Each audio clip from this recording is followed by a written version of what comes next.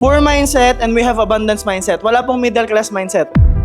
Meron pa tayong sa Filipino culture, yung tinatawag na crab mentality. Meron pa tayong tinatawag na victim mentality. For example, naloko ka ng pogi. Sabihin mo, Mga pogi, manloloko. dinamay pa tayo. Diba? Kinalaman naman natin sa kanila. Ano ginawa mo? Naghanap ka na lang ng pangit. Kaya manloloko din. It is a byproduct of what we call ina-appreciate ka na ng iba, hindi mo na naman matanggap kasi biktima ka. So paano ka makakatawid dun sa results kung hanggang ngayon hindi mo ma-appreciate yung sarili mo? Kung hanggang ngayon hindi mo makita yung magaling sa'yo? Damay ngayon yung belief mo. Damay ngayon yung attitude mo. Ito yung tip. Gusto mo maka-move forward? Ito lang yan. You have to do it over and over. Parang graduation lang yan. Daming gumraduate. Oh, nagpalit ng profile picture kayo. O, tingnan natin, after 1 week, masaya pa ba kayo sa profile picture nyo? Because, did you do it for you? Do you like the course? Or even if you don't, para sa'yo ba talaga yan? Gusto mo ba yan?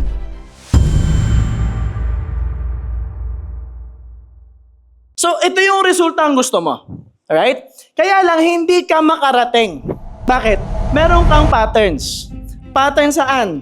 Ito na, spill ko na. Kailangan mag-transform yung maraming bagay sa buhay mo, no?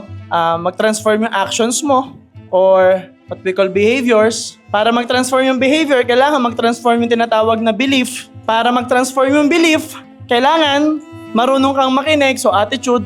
Para maayos din yung attitude mo, kailangan maayos din yung mindset mo. And little by little, pag maayos na yung mindset, maayos na attitude, belief, behavior, and actions, eventually, pag ikaw natuto ng tinatawag na skills, which represents growth as well, makakarating ka doon sa resulta ang gusto mo. Pero, hindi ka basta-basta makakatawid. Kasi ito, na-build mo na dati pa. Nasusundan ako. Na-build siya sumula nung bata ka. 0 to 11 years old. Yes, nawawala siya, nababago ng 11 to 16 to 20. Kaya lang, merong crisis. Merong crisis na tinatawag. Every 10 years of your life, may crisis tayong pinagdadaanan. For your notes, every 10 years po. Iba pa yung crisis ng Pilipinas, ha? Iba pa yung every 10 years may bagyo. Balikan nyo yung history. Lagi may bagyo every 10 years. May issue. May gera sa ibang bansa. Di naman tayo damay. Kasali yung natin, economy natin. Tapos, si Taal, damay din tayo. So, bottom line, ikaw, nandito ka pa sa side na to. Ano yung mga bagay na na-develop natin? No? Regardless kung mayaman ka, dalawa po kasing klase ang buhay, no? We have poor mindset and we have abundance mindset. Wala pong middle class mindset. Okay? Pag mali ang mindset, middle class is actually the same as poor. No, same mindset po yan. Pag mali po yung upbringing, mali yung pinanggagalingan, it will represent poorness pa rin sa utak ng mga bata. No? Ang difference lang is may pambili po yung middle class. I'm gonna give you examples later on. But bottom line, mindset mo na-develop yung tinatawag na poor mindset. No? Poor. Tapos yung fixed mindset. After ng fixed mindset, meron pa tayong sa Filipino culture. No? Sa Filipino culture, ano yan? Yung tinatawag na crab mentality. Kaya nga sarap sawi, no? Yes. Parang walang crab mentality, no? Parang basta makaangat. Ang saya nila lahat, di ba?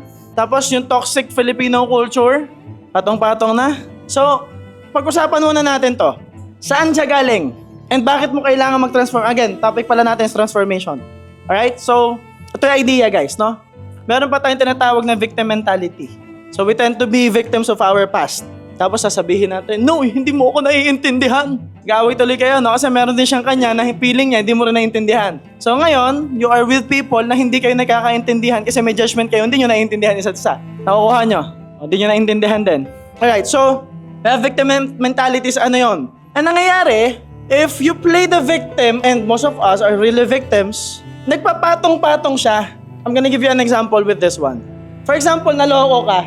Naloko ka ng milyon. O hindi, naloko ka ng pogi. Sabihin mo, mga pogi, manloloko. Pero syempre, ayaw mo naman ng pangit eh. Hanap ko ulit, pogi ulit, di ba?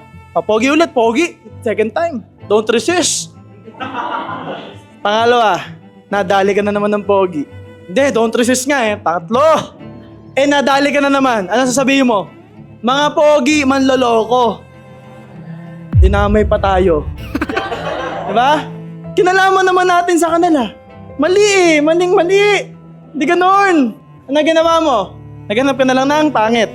Kaya manloloko din. No, naghanap ka na lang ng frog, baka maging prince, di ba? So bottom line, it is a byproduct of what we call patterns. Nagagets ba? Nagagets? So feeling mo, hindi na pwedeng magbago. Kasi pag victim ka, feeling mo lahat kalaban mo na siya. So another example ng victim mentality is this. So most of us, nung bata tayo, dalawa lang, nung bata ka, hindi ka talaga naka-receive ng pagmamahal. O number 2, iba yung love language mo. Okay? Iba yung love language mo. Yung love language ng nanay mo, magbigay ng pera. Yung love language mo, touch. Gusto mo pala, ang galing-galing mo anak, hinihilamos mo yung mukha mo, galing mo. Gusto mo nilalamutak ng nanay mo yung mukha mo, anak, ang galing mo. Pero siya, lapag.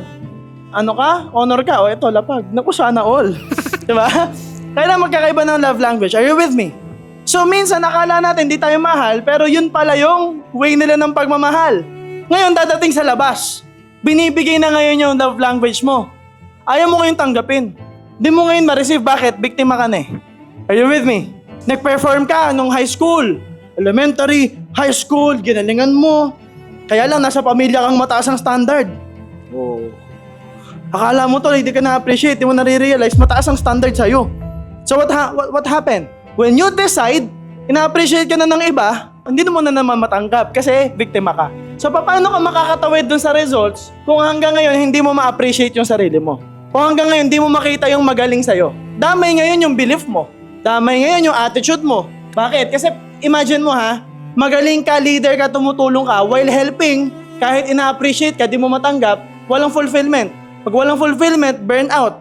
Pag na-burnout ka, what you don't realize, nakakagawa ka ng maling desisyon at action, nagkakaroon ka ng maling behavior na hindi mo nakikita. Bulag ka dun.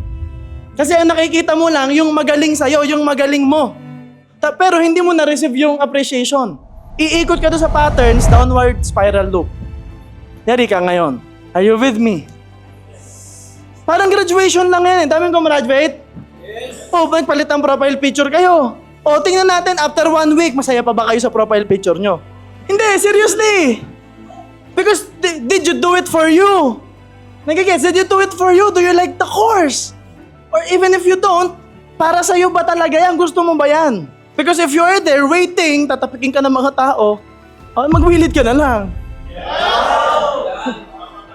Right? So, ito yung kailangan mong i-break through. Ito yung tip. Gusto mo maka-move forward?